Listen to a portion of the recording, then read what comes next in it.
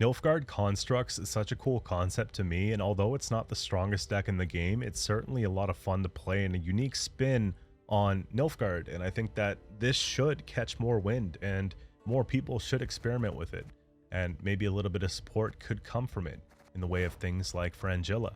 But until then, let's talk about what we have. This is probably the fourth version of the deck. I played it on 2 different streams and I played it a bit off a stream, and this is the most point producing version that I've come up with. And I think in a tempo dumping game where people love to just push round 1, win by any means necessary, and bleed out everything we've got in round 2, it's really important to have something for defense. And Sunset Wanderers really helps accomplish that. I was using the Tactical Decision Leader ability anyways, along with the Snowdrop, and so just having these things makes sense to also equip the Sunset Wanderers Curse Scroll as well. So with this leader here, we could spawn and play Morvran Vorus, and with this one, basically it's a 7-point token, and it allows us to draw up to 3 cards, then move the same number of cards back to the top of our deck. And what this is really looking to do is just push Sunset back to the left and help produce points on the Snowdrop, because she has an order where we can draw up the 2 cards and shuffle the same number of cards back into our deck, and whenever we draw a card, boost self by 2. So we're getting 2 boost twice here off her, so that she's going to go up to 6. And then with the leader, she plays for 12 points, plus the leader is a 19-point swing, and it really helps get us out of trouble. And this deck has a lot of bricks, and I don't want to pull into them. So things like the Mage Assassins, I want to actually thin them off the Blightmakers. So we have the ability to go and put these back in the deck if they're causing us trouble, or if we just don't pull the Blightmakers, but we do pull the Mage Assassins off of the second order here instead of the Snowdrop, we could just put them to the top deck and have them thin out of the deck and just forget about the Blightmakers. So that's something that you can look at. I thought as an alternative to put Dead Man's Tongue in here, and I did try it out for a bit to banish the mage or banish the Blightmaker if we didn't pull that combo off, but I don't think we need it. So maybe if Dead Man's Tongue is buffed or something like that, you can consider it, but at 7 provision, it just wasn't working the way that I wanted it to. So that's sort of the idea. How the game looks is we like to come out swinging in round 1, and I have a lot of constructs in the deck, and these get additional value for every construct you've played before that. So generally speaking, I don't mind playing the Imperial Golem at the beginning of the game and just roll a lottery pick. I've been hitting a lot of 4s. He's been coming down for a 9 for 6 very often, and then at least if we play him, then we can go and take the Frenzied Dow, and this allows us to play 2 Rock Barrages from our deck. I wait till the opponent has a couple engines on the board, and then I go and play both of these, and I look to remove either 2 small engines or something that they've put on the board that's a big threat that they've boosted, and we have 8 points of removal reach there, as well as the row management. So if something's row locked to melee or ranged, we can push it to the opposite row and disable it that way as well while doing some damage. If I don't want to high roll the Imperial Golem, Living Armor is a really good strategy, because we could play this card. This unit's power is always equal to its armor, so although it says 4, it's coming down at 10. And then second to that, we can take a Blightmaker for a thin once the opponent plays a card, and at least get some targeted damage, because we don't want to just play Blightmaker on an empty board and lose 2 points. So we'll start off with something proactive like this one or this one.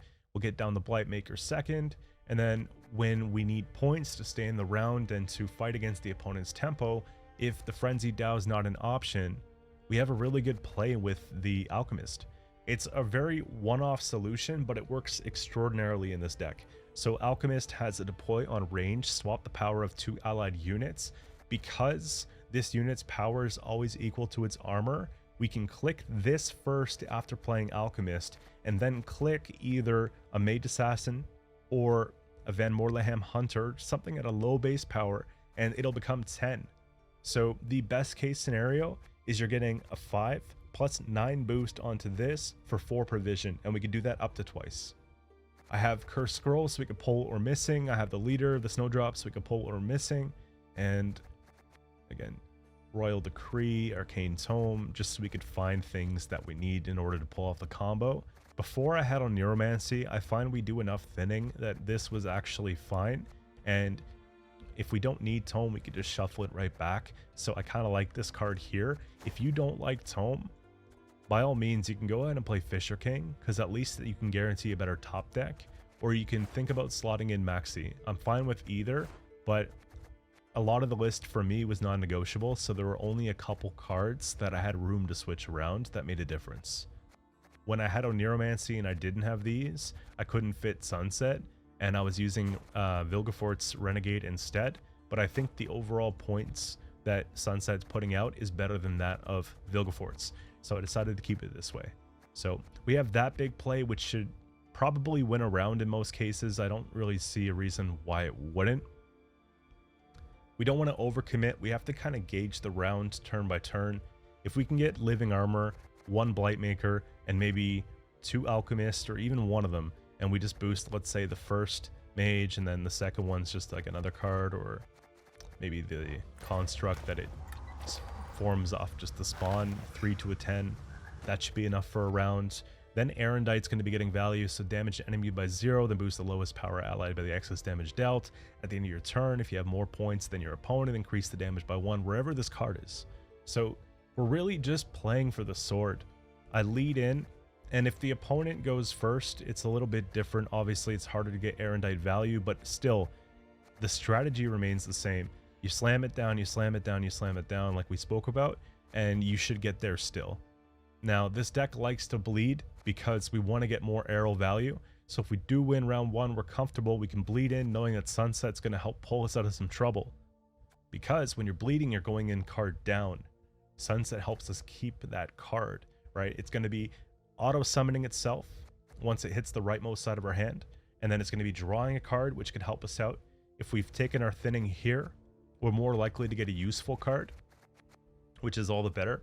And Sunset could play for up to 15 points, right? If you're bleeding into a round 2, maybe he comes down to like 12 points, but that's still very good, right? You go into a shorter round 2 after a long round 1 even, and then, you know, it comes out, and then the opponent has to overcommit to try to chase, and then we get a short round 3 with a couple point slams, including an Erendite. That could be good. I have a Heat Wave for those answer this or lose type matchups, the 2-go spam, all that type of stuff. We just want to be prepared for anything. So we have the Karathi plus a Peller to get around a defender if we need to. I have a Squirrel for a bit of graveyard punish. Another consideration if you're running into a lot of decks that rely on many cards in the grave. I don't mind Xavier that much, but you don't necessarily need to have them because I have 1 banish here. I've got 1 banish here, unit plus echo, and then we have a lot of control in the deck, so it's not that bad. I have a Spores for an inexpensive tall punish. This could be especially good if you run into like a mirror match, or you're just running against a lot of monsters that go super tall, running against a lot of druids, stuff like that that goes super tall. It's a very cost-effective way to obviously bring that down. It's also just another target for Arcane Tome. Play a special card from your deck that moves self to the opposite row. If there's no space in the opposite row, destroy self. So you can play this so that the opponent doesn't get it. You can sort of position it that way if they're going wide on the rows. The way that I like to generally play Tome is on a second round, if I get a dry pass from the opponent, I'll go take my special to get my Erendite, and I'll just take a thin like that and just kind of play in a couple turns with the sword and let it go. Or I'll play it late at round 3 if I have last save, for example. It's a really good way to get the sword out then. I don't like flipping it back and forth with the opponent because we only have a few specials in the deck. I've got 4. We don't really want to take the barrages off that either. So we've got, again, 4 target cards we could pull. Chances are we have 1 of them in hand, 2 of them in hand. So I use it sparingly as a way to just make sure 100% I don't miss like a 17 point, 18 point Erendite, because I know that we're bound to get them with a deck like this. It's crazy how much push we've got. I want to talk a bit more about the other constructs here. So we talked about how Frenzied Dow takes up the 2 barrages. This is more of a point slam. This synergy here, this one is crazy, and Rage Ifrit is amazing. Damage an enemy by 5, increase the value by 1 for each construct you've played this game. So if we do play those 2 first, right, then it's automatically going to be doing 7 damage. If we've played the Living Armor, for example, this one and this, now we're looking at 8. If we played the Primordial Dow as well. Now we're looking at 9 damage. And if we played Colossal Ifrit first, it could reach for 10 damage, which is insane. I know you're thinking, oh, it's only 15 for 10, best case scenario, but it's of control, right? Think about how much that is. Like, I think when you're trading into control, the points trade upwards. So if it were a point slam, it's not as impressive. But because we're taking something out, it's very impressive. However, I usually like to play this for 8 or 9. I don't usually try to cap it at 10 because we're oftentimes going to get spillover. I think the sweet spot for it's actually 8. Play it for 8. You're more than fine most of the time. Get more value on the Primordial Dow. Play this for 5. You know, because it does get an extra boost for each construct we've played. So this can come down to like 14 points, right? So I like to do this around 14, this around 8, and that's fine. The Colossal Ifrit is probably the most OP one in the entire list. So damage 3 adjacent units by 0, increase the value by 1 for each construct you've played this game with a cooldown of 3. So that actually includes itself. So assuming I'm going and playing this as the last construct, this is like a really good finisher card. Because it won't stick on the board. We have to accept the fact that it's probably not going to stick on the board long enough to get a second order. You can hope for it. I do have a Peller, you know. I do have Alchemist if I have a leftover one and something else is boosted, like the Primordial Dow. I can essentially transport the boost or transport the power off of this to this so that we have a little bit extra reach, you know, and we can do the same thing with Sunset, for example. But it's probably not going to stick. Now, if you played 4 constructs before this, and then you play this after, it's going to get 5 per each unit damage. So basically, we're going to get 15 damage on deploy, plus the 5 base power for 10 provisions, which is insane. And if you're playing against a Swarm deck or something that likes to stuff things together, like Renfree with Triss, or you're playing into like a Mushy Truffle deck with Shoop and all that, this card is actually going to clean up the row, especially in a short mid-round. It's going to wipe them. You're playing against Witchers. This will wipe literally a row of Witchers out of the way. It's insane. Construct beats Witcher. See? Like, it says it all in the artwork. And this is the best way that you're going to get this card to shine with this deck. So, really, really, really cool stuff. I'm surprised that I wasn't able to climb a bit higher with this deck, considering that it all makes sense and it feels like it works really well together. It's just maybe not the best time.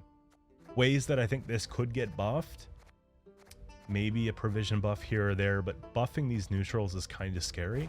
I think Fringilla would have been nice. Having her as like a 6 provision helps, because damage an enemy unit by 2, increase the number of targets by 1 for each mage or construct we have. It's easy to create a pocket here, but it still is conditional, and you're doing 6 damage.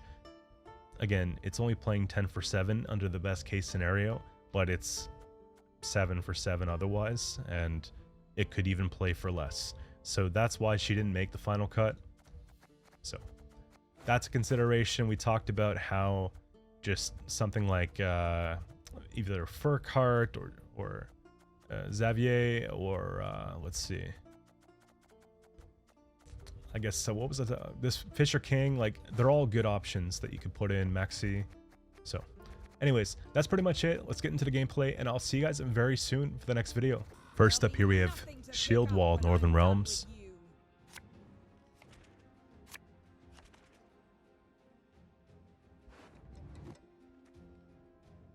So we could put back one of the Rock Barrage here. Squirrel could be good for Amphibious Assault if they have that. I have access to Heatwave and the Erendite. Spores could be good tall punish for round 1 that doesn't feel like it's going to punish me.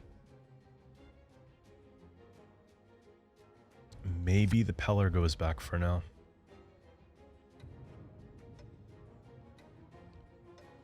This might be as good as I'm going to get, honestly.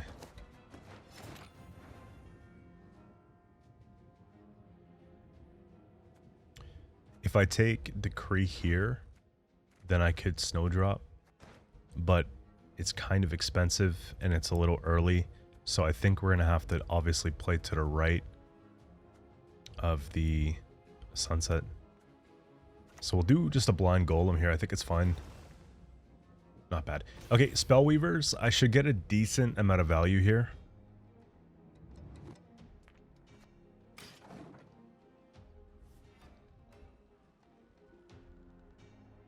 I have tons of removal, and I have a couple locks. The only issue is the shield stuff. Why do we play unique? Self by 2. I mean, that would be a very good spores.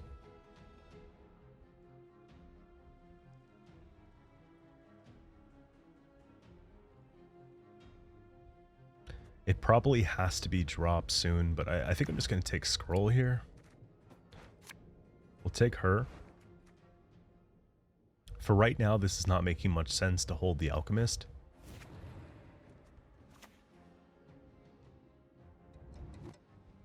I wonder if I just take this without leader. Shuffle this in. I don't know how I feel about giving them Arcane Tome. I have good consistency measures with just everything I have for thinning and all the leader and all that, so I don't want to make it better for them.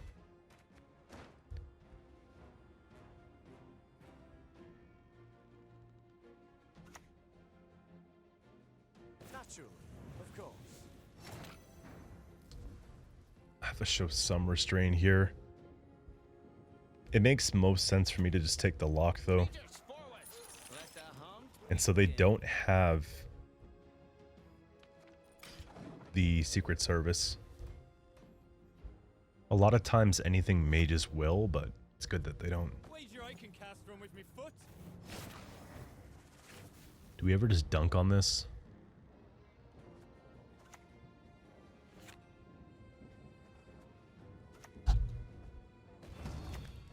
Sorry for punching the mic.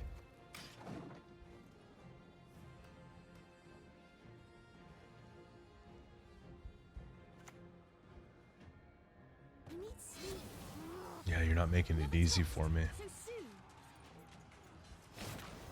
If I take a rock here, it does move it to the other row, which is actually better than killing it.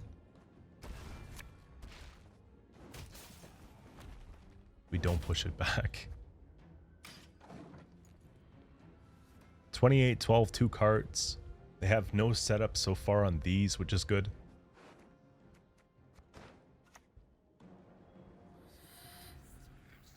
I might actually have to pass here.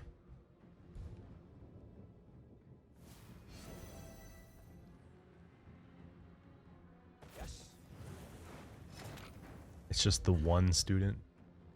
Yeah, he's right in the end.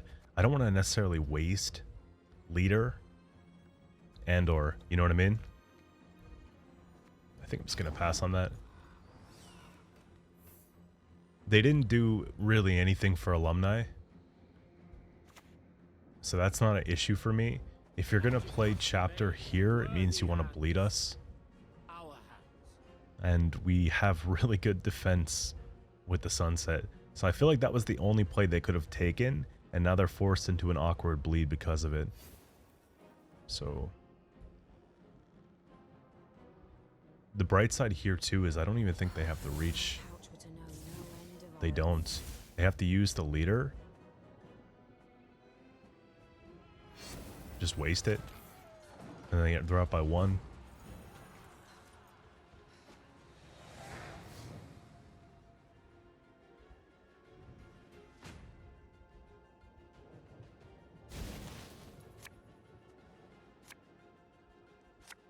So it's unfortunate, but we can just go put this back for now. It's a play for later at least.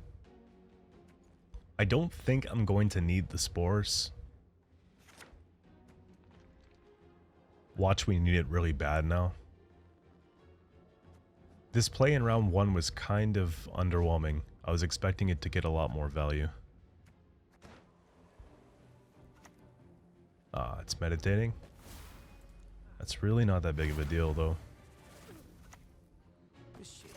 A fine vintage blade.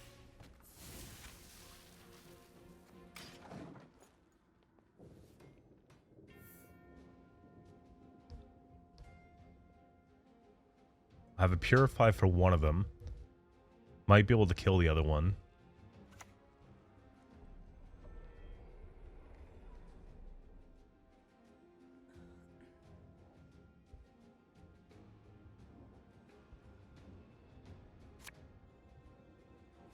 Okay, you're going for it. This will be able to swipe out 2. Just great. There's a shield we're gonna have to pop though. Okay. Time for a practical.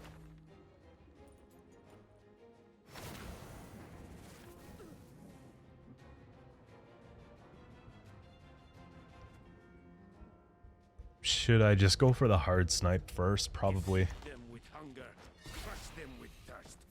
No, that's too bad.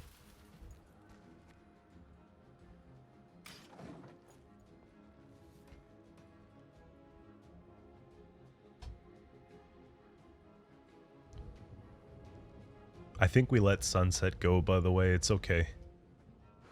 I've got a decent amount of stuff left here. I'm gonna take my Erendite off that. Revenant. Cool, cool, cool.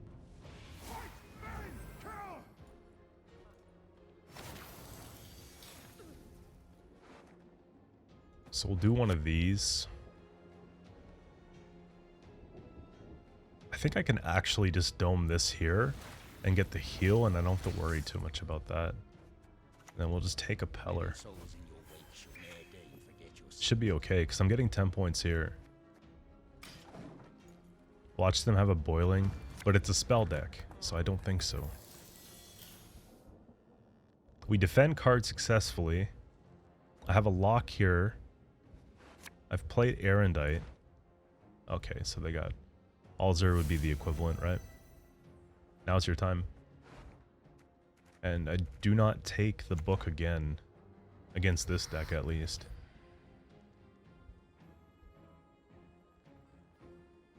It's not like it really matters. I have this to wipe out as many of them as they want to play. As you wish, my lord. Should have really taken that. I'm going to take another lock here. Few poachers dare venture into the Von Morlohem's wood.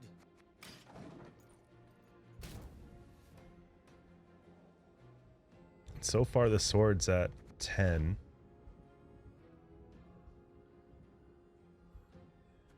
We could save this for round 3. That's huge, actually.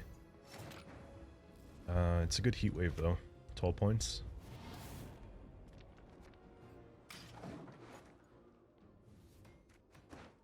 They have 9 cards. Chances are they see most of them. Doesn't really matter that I can't really squirrel here. I think it's okay.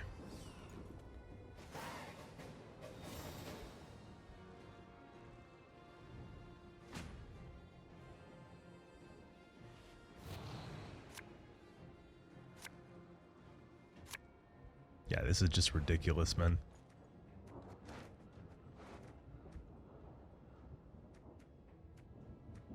And these aren't even threatening, so I don't even care about keeping the squirrel.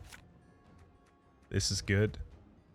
I guess I'm getting like a net 5 off it. Yeah, it's good enough. We really thinned out, didn't we?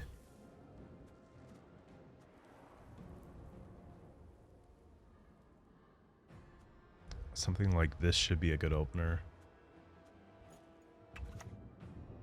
It's fine.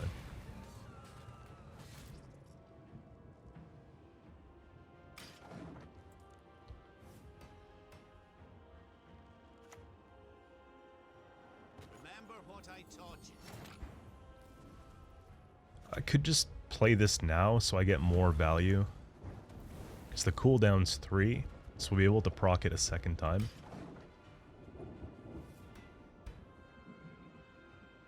Did not have to put them side by side though. I can tell you that much. It doesn't really matter, but I don't think we needed to. If anyone asks, I'm just gonna play like this and not trigger any sort of Igni on the row. So we're not gonna play to 25 plus. We're just gonna keep it 20. I'll play the rest on the ranged.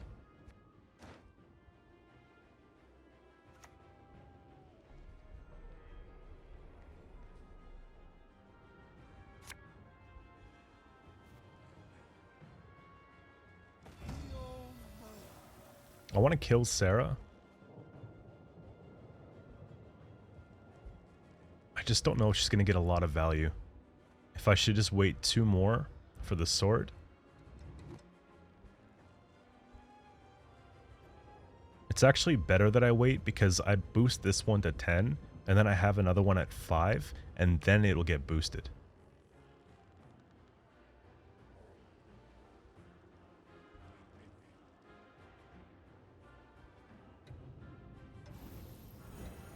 That's hilarious. To arms!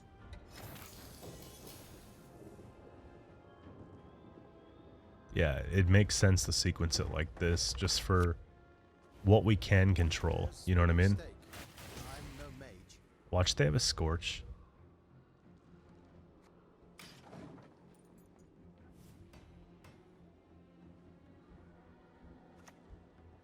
If they pull the Scorch, I'd probably turn the game off for the day, I think.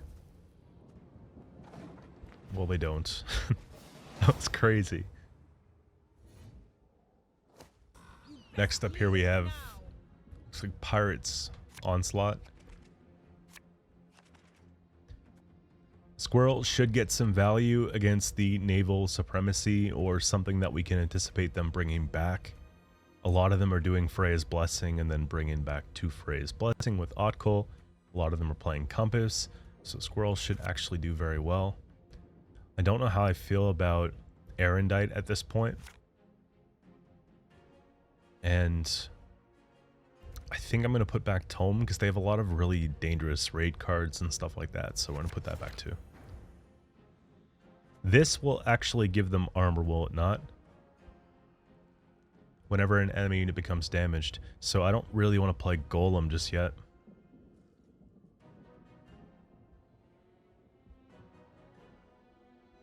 I have an idea of what we could start with though.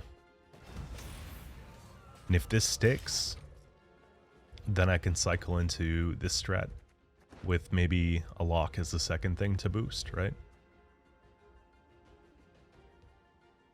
Because they'll probably open with a ship.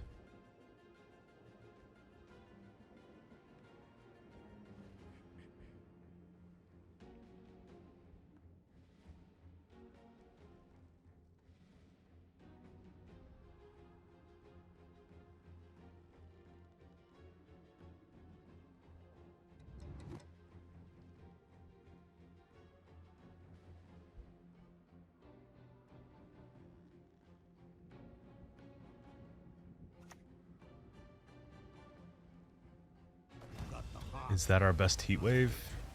The thing about Crack right now is that he's at 11. So they can't Fukusia for the Crack. But it's arguably the best heat wave because I can't really think of anything else that would be better. You know what I mean?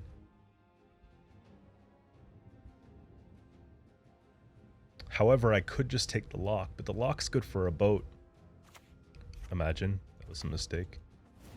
Gotta be careful with the clicks, man. Yeah, that's fun.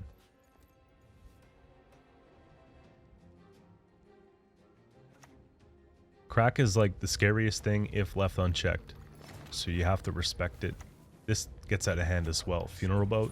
So I think that's actually worth the lock. If they had one of the long ships, they probably would have played it by now. So I'm thinking they don't. And what I think I'm going to do is take Snowdrop before they pass. And ideally, I want to put something back. Probably the Colossal. Just because I can play this when their hand gets lower so they get less armor.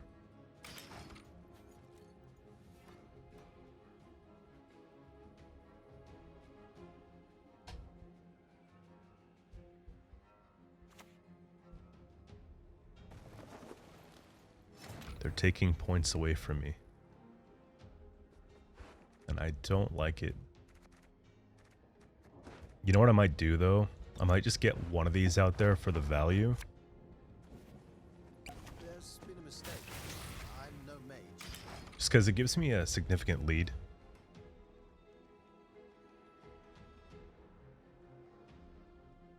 And that's actually really good. 5 plus the 7. So 12 points for 4 provision. Assuming we're running this.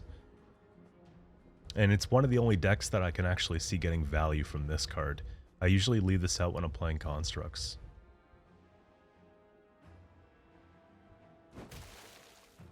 Yeah, they're mad. They weren't expecting that play, I could tell you that much, because they would have taken that heat wave much sooner had they known, right? So this is good. I think it's actually worth taking the drop here because I don't want to let go. It's just both of these cards are trash to me. Maybe Golem goes back for now, and this goes back. So we cycle a little bit, but not all the way. And I've got 6 points of removal for maybe the next thing they play. I can't give them a free round. We actually have to make them work for it here.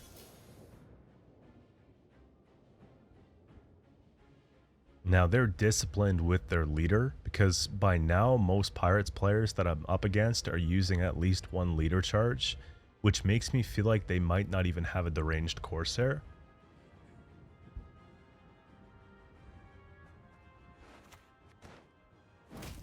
Just a gutting slash. You're gonna take a leader on that, right?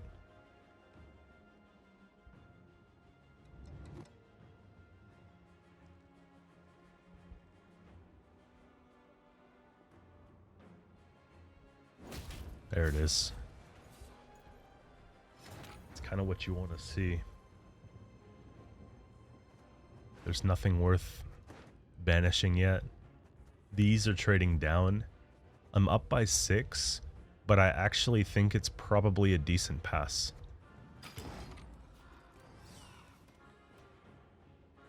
I've got pretty good value for Erendite in round 1. I didn't have to commit a whole lot. Heatwave was, I would say, a carryover commitment, especially because they're playing down some of this armor soon. Yeah, so yes, Diana.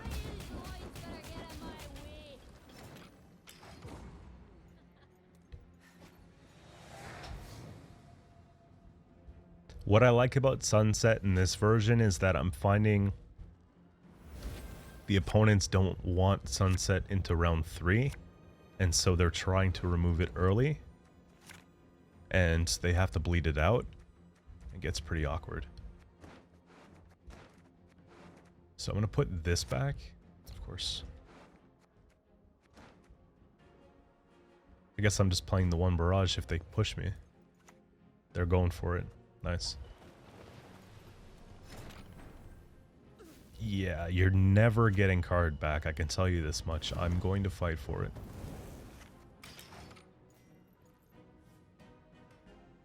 I want to try to refrain from playing this in case I actually have to. If they play another boat here, I'll probably use the barrage. That's okay, I guess. Is there anything that's worth getting rid of? Maybe another boat? I'm sort of running out of time for this, right? Yeah, they're going to push out Sunset. I don't necessarily want this boat back, do we? This one's bad too, but it's more conditional, so I think it's that one.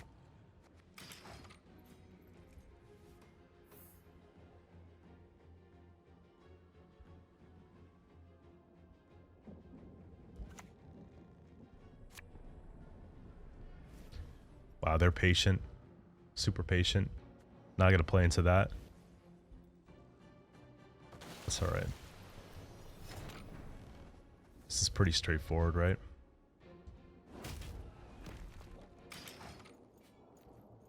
I don't think I care about the saving of leader. I think saving the leader is going to be good for later instead of using it to, you know. Hopefully you low roll this. Nice.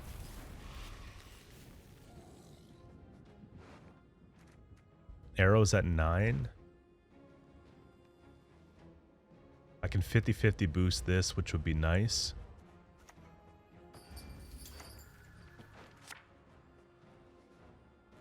I think I'm doing it like this. No, we miss.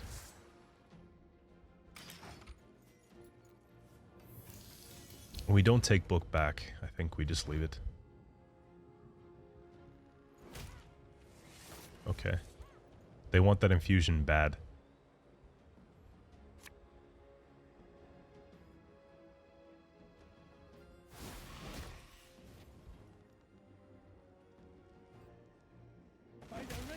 That's a decent hit.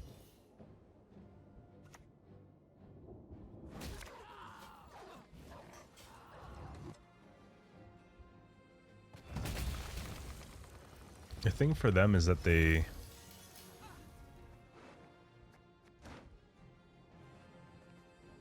boosted up.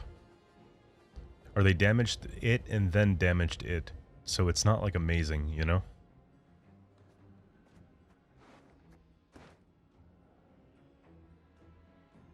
I don't want to give them too much to work with here. I bring death, quite literally. I think we just keep it like this. Actually, I do need to stay ahead now. If it's peace you desire, prepare for war.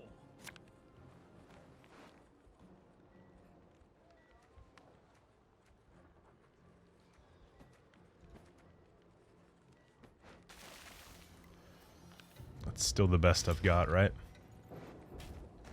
If I can make it to round 3, I think I can win. It's just they have that 6 points of removal off the clash right there, plus the 2 cards that they play.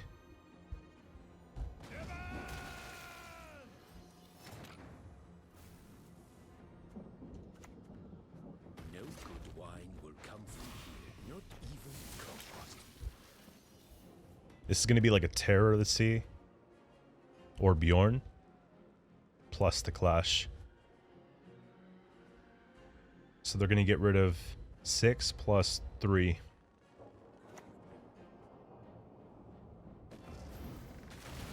They might not even use Trolled.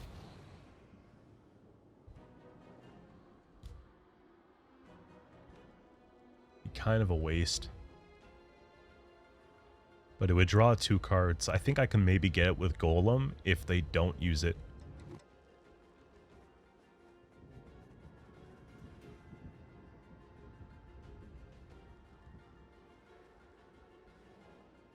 It's funny to watch, just like, does it matter? Yeah, it matters. Do it.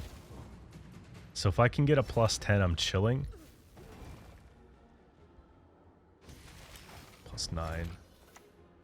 Living souls in your wake shall ne'er deign forget your sin. Nice. We had to leave it to the high roll. They're probably so mad, but Arrow's at 13.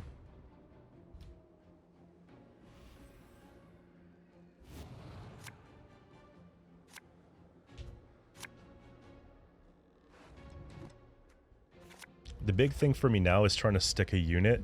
The fact that I have the Primordial is really good.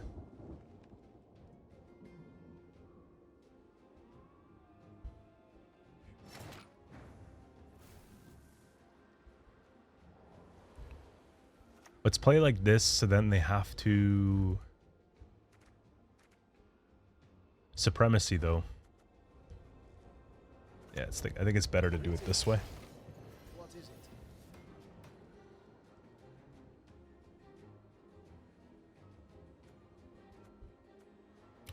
Boost for 14. I want to make it so the shield does not pop. So they have to play first.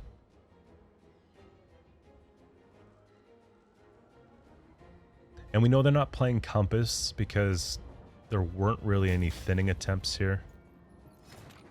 Wow. Is that how we're going to do this? Yastiana has been played. Hjalmar has been played. Heat Wave has been played. And Terror of the Seas has been played. So we should be able to get this to stick.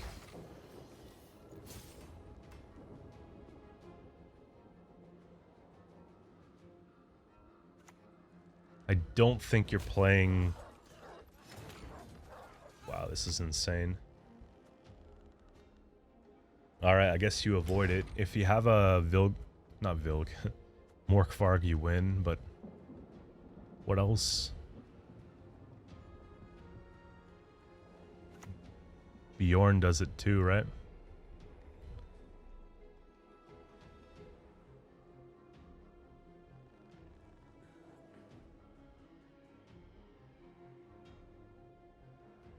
If I lose to the discard game, I'll be pretty upset.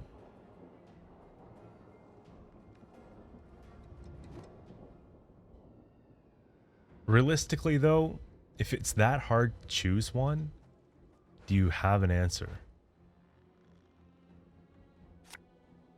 You do.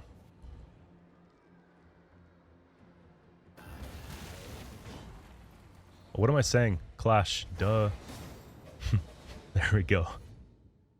Next up here we have Pincer Maneuver from Northern Realms, and it's probably Militia because they got the Cursed Scroll and the leader, and I haven't really been seeing anything else for Pincer. There was a siege with Ada going around, but it stopped being played. This hand is okay.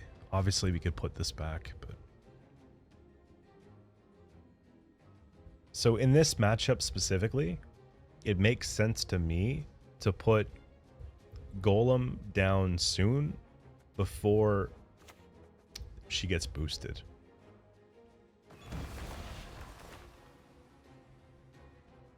Wouldn't it be nice if this didn't have immunity and you can target it with a heat wave and it would basically eliminate all three of these things? Because this is insane. 10 damage whenever you want, playing 2 cards and thinning out even more for 15p. So we're getting a 10 plus a 9 plus a 13, I believe. Yeah, I'm gonna play this and pray that it's like a 4. Yeah, that's fine.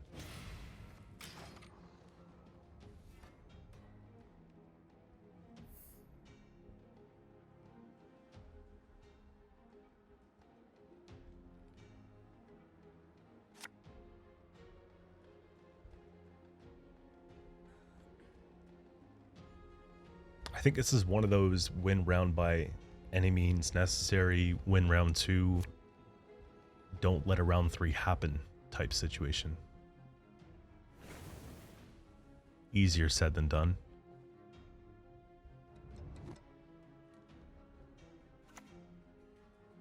Jeez, this is not looking like what I thought it was. This is looking more like an Erland deck.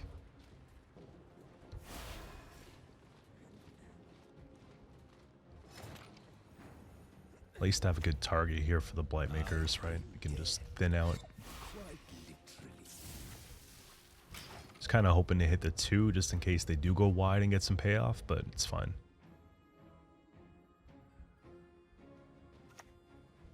Yeah. It's looking exactly like an Erland All-God deck, so we have to win round 1.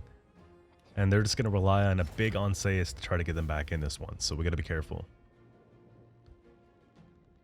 Do I drop here, though? Dropping here gives me more to look at. You'll never get my rhymes out of your head. Nice. Okay, so we got to put this shuffled in, and I guess Peller. Now we can do this strat. It sucks that it's on the right side, though.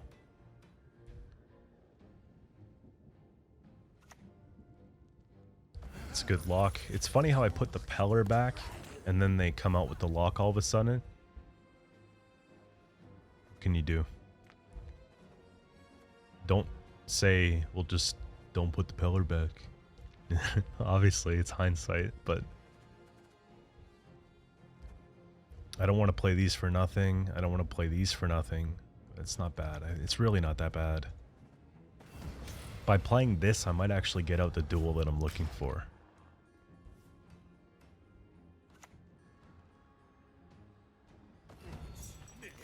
Is the whole hand disposable, though? I feel like this wants to go back in the deck. We might need this for later as well. These are maybe disposable, like this and this type thing. Some of this is going to have to go back. It might just be a leader this round, even though I lose the points here. We'll have to see how it plays out, though. I'm going to make them think nothing of this guy and probably just take the Primadorio. Just because I want to get more sunset value, you know what I mean?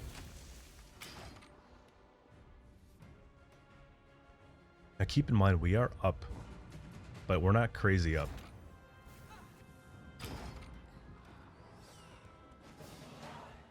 If I can get them into a situation where they have to click Erland,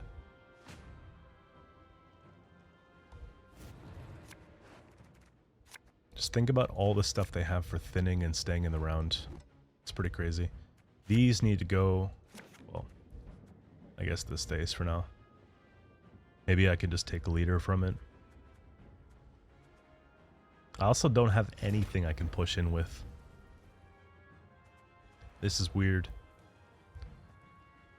Because he brings up to 3. And so I'm wasting. I think I'm just going to float it. It's not really ideal, but whatever.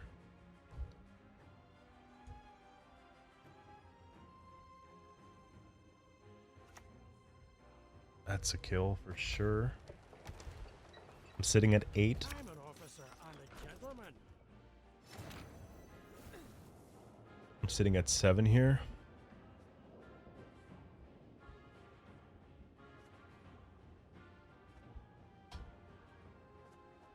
I don't mind taking the arrow, it's just that they have a squirrel. I'm feeling pretty bad about that.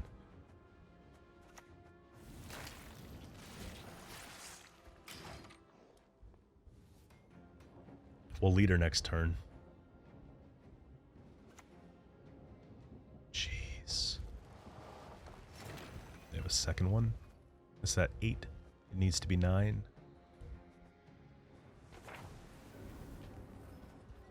It is peace you desire. Prepare for war. Wow, okay. They're all kind of trash cards, though.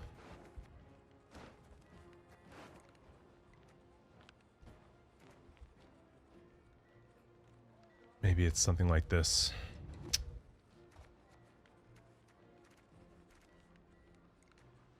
Do I ever want to put the locks back? It's gonna have to just be the +1, honestly. We'll just take this lock. That's the best we got.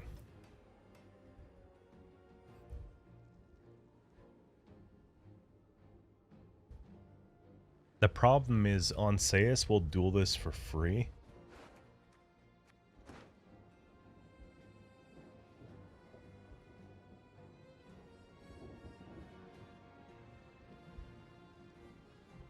But we get a really good spores.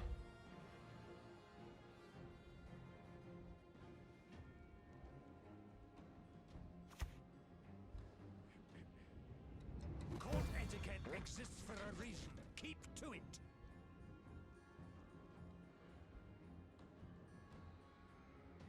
Okay, so the rationale is probably take the Frenzied Dow off the Kimbolt, because I don't want to be pulling into rocks either.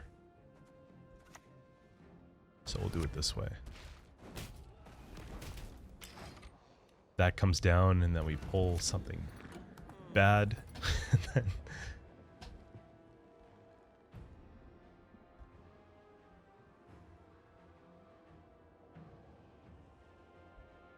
what's my sword saying? It's at 10?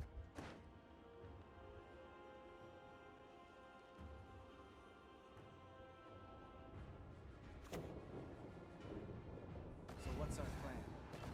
Wouldn't it be just amazing if I had an answer to this with Wide Punish? These have been boosted up by 3. So the 2 here, and then the 1 off Iris. So it's almost like they're playing for a Cohen.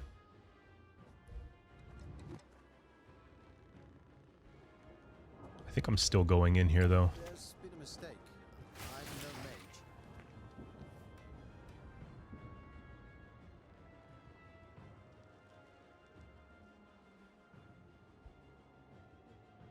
I have to see the duel, and I have to see... Yeah, like, there's so much more we gotta see, right? 3428. This is a +9. I just take the heat wave here just to stay ahead. And then if they take the dual play,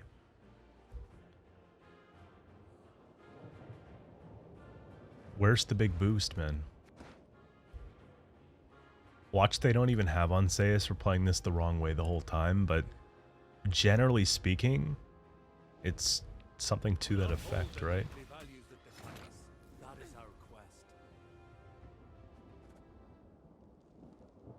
So we gotta lock it in here. It's at 12.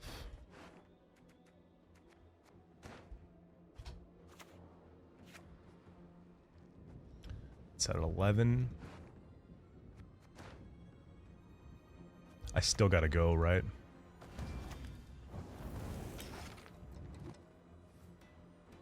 Yeah, if they can hold whatever duel that is, man. Jeez. I guess it's a good thing we did this. Do I have 6 points of reset, though? Not with these orders.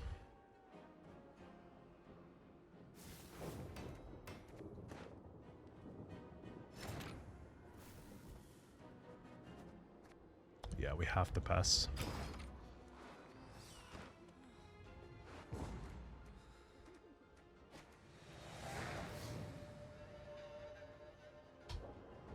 At least they're going first.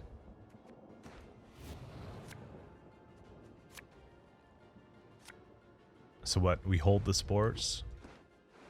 And I need to find some of this stuff, otherwise I just can't win. There we go. That's something.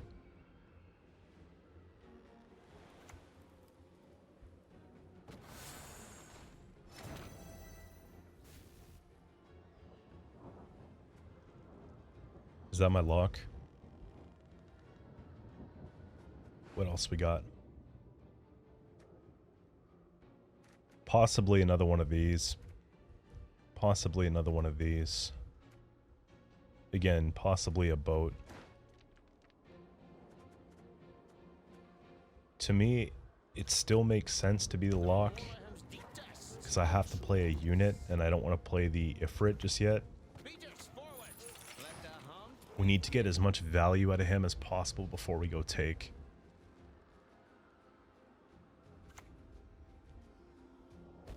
This is an issue.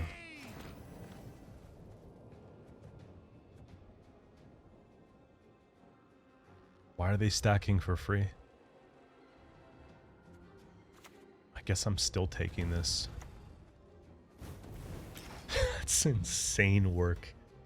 I didn't think I was actually going to sweep it. Wow. This is at 14. If they have 1 damage, I'm so screwed.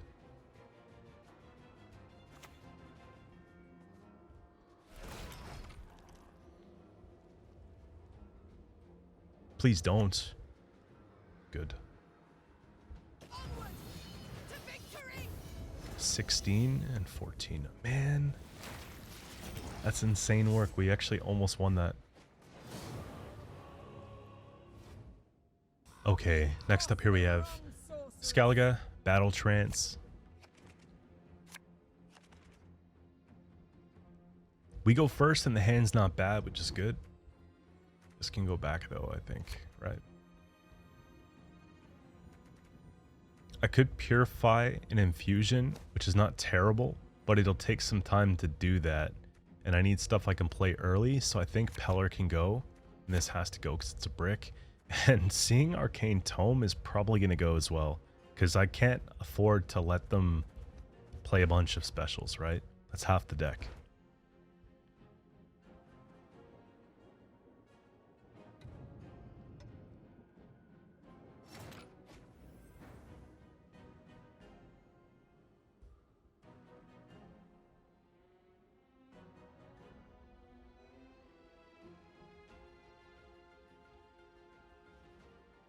Wow, it's a tough hand to play with.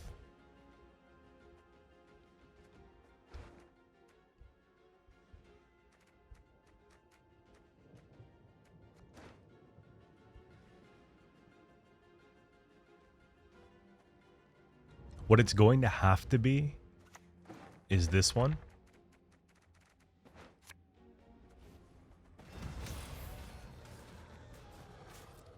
And then we can take this and pull Snowdrop and put back the tome.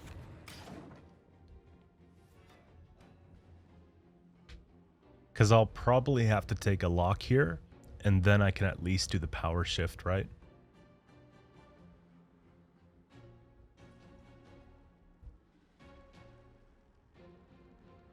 The issue too is that the graveyard punish is so important that it's hard to choose one thing specifically to get rid of, you know? If I'm respecting the process here, Heatwave is probably good, but eliminating this is also probably good. They get that plus the original 2 copies, plus, I mean, it's a lot to keep up with, right?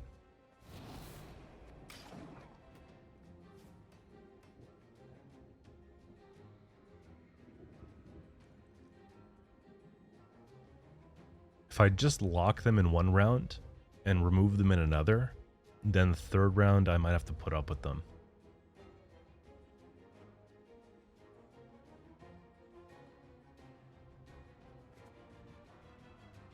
This alchemy is scary, man. That's all.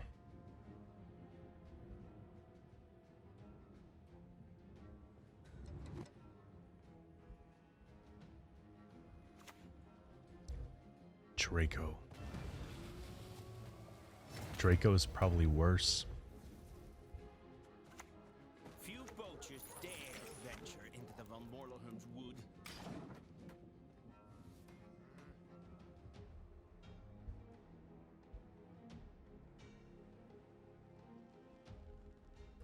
They likely have Sigdriffas, and they're gonna just summon this out, and then they'll Facusia or Freya's these out.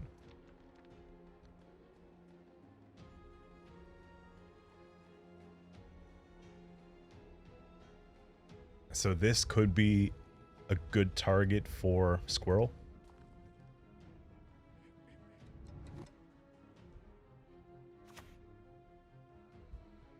Banish a crow, you got no crows.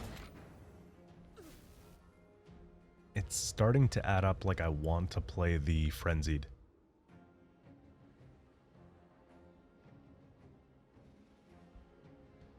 They play Rhizome. They banish it. They play another Rhizome. This goes up by 2. I don't want to do this because I think I'm going to need it later, but I kind of have to.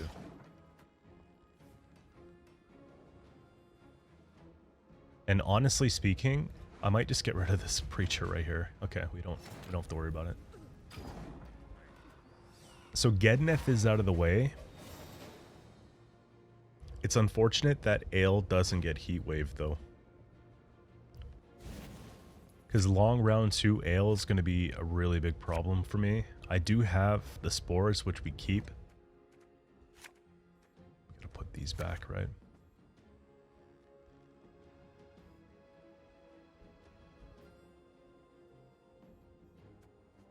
So Squirrel Opener is decent. Honestly though, we'll get rid of the Preacher because I can deal with this.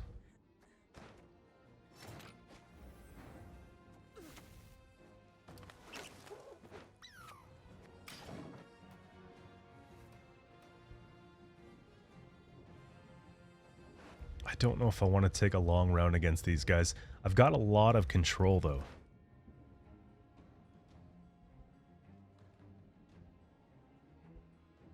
That's sort of one of the downfalls with the Druids is they don't have a lot of control. They're relying on boost. This could be a Kyre Trolled play, but I think it's just a Marjoram play.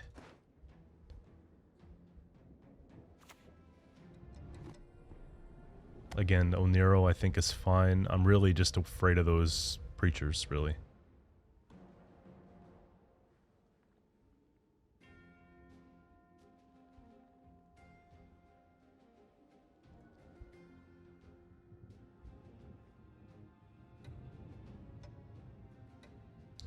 If they're running Otkull, I don't think they can afford to play Ficucia.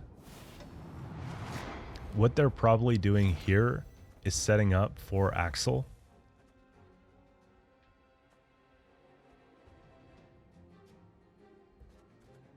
And if that's the case, I might actually play this.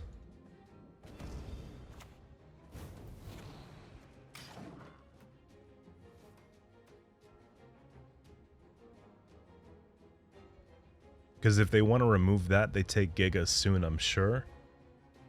If they even have it.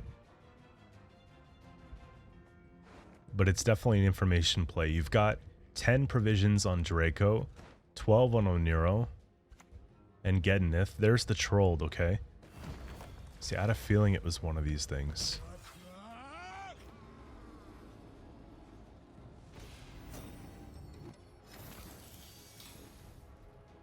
Just to stay ahead. I mean, they did use leader after all.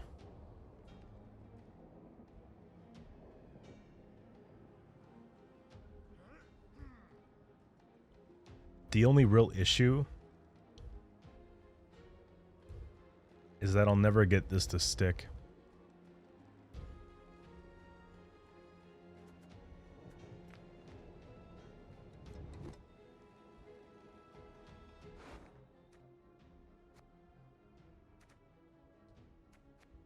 We can damage for 8 if we pull.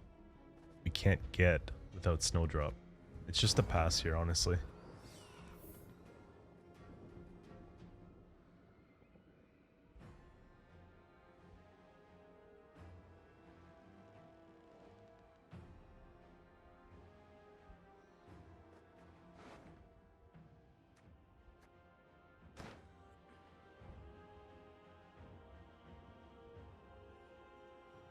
So Kyre Trolled, Oniromancy, Draco Turtle, Gednith. I'm starting to think that they're not running Ale. And they're just running Truffle and Otko here. Because it doesn't really add up otherwise. Unless they don't have Crow Mother and Ficucia.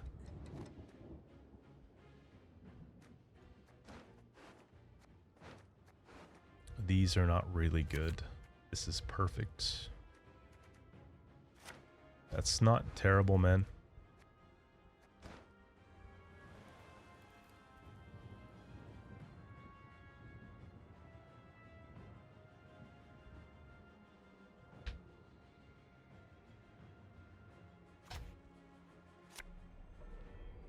Yeah, there it is.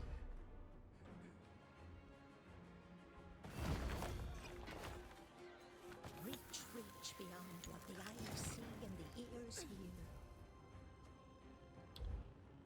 Damage 8 doesn't really work for me. I need to stay ahead as well. Do we ever... We can't even Snowdrop here. I guess it's just Golem.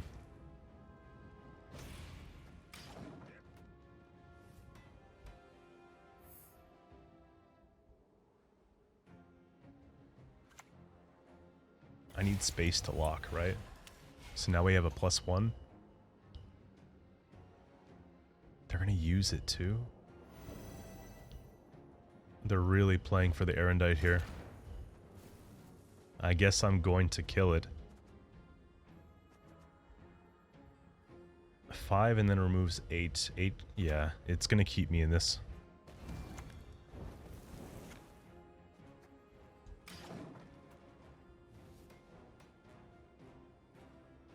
And then I might have space to drop.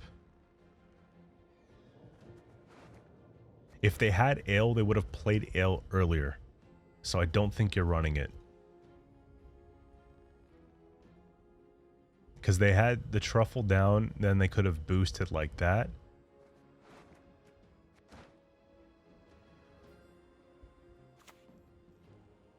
There's your flip. So it's a good thing we actually avoided that earlier, because the Crowmandos play It's kind of a big deal.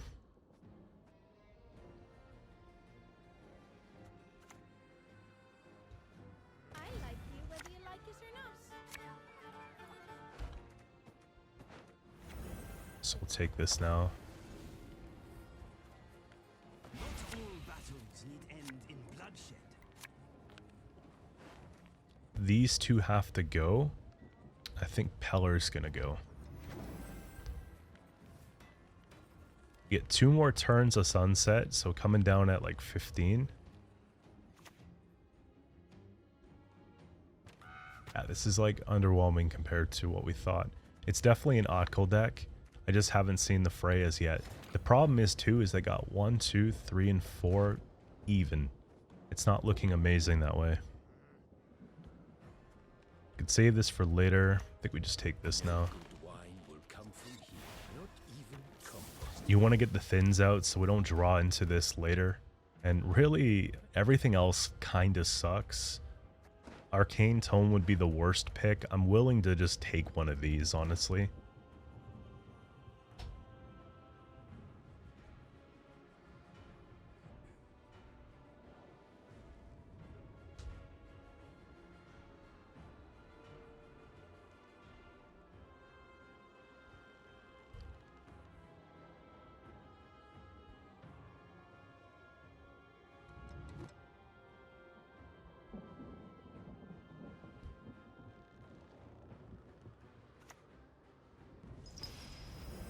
They must not have Sigdriffas either.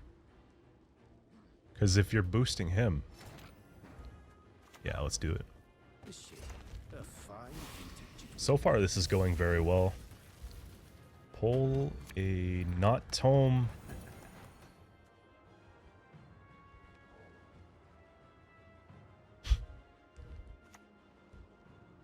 Anything... I feel like just like anything that can go wrong, or will go wrong.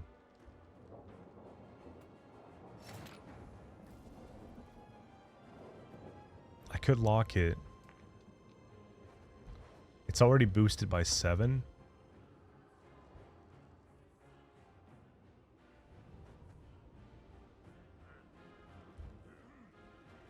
I feel like they're going to greed it a bit more though. I could just kill it for what it's worth at 12. But then they could take it back off Fukusia, so it's probably worth waiting here.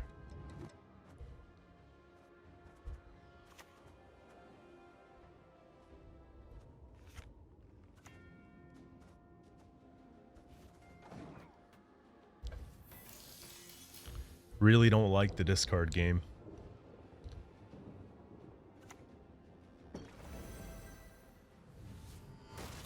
Okay, it's a 30-point swing.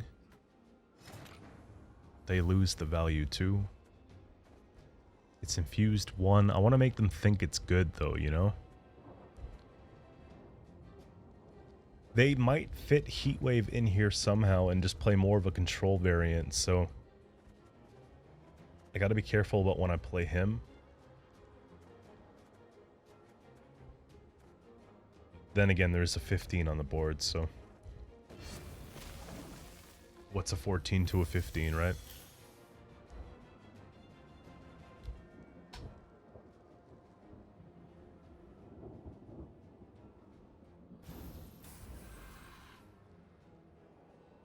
Don't know why you want to spread it out. I guess they're worried about the punish.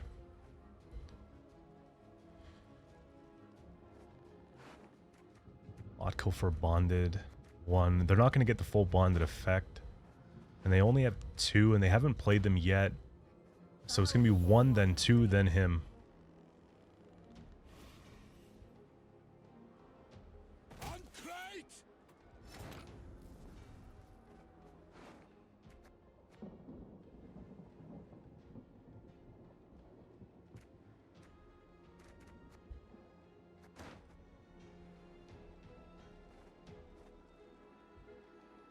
He will heal, not because of damage. I'm more worried about the infusion at this rate. I'm gonna lock this one, probably reset this one.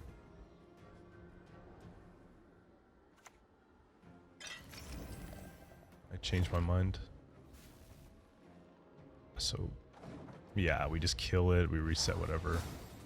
I think we handled that pretty well, even though we had to discard.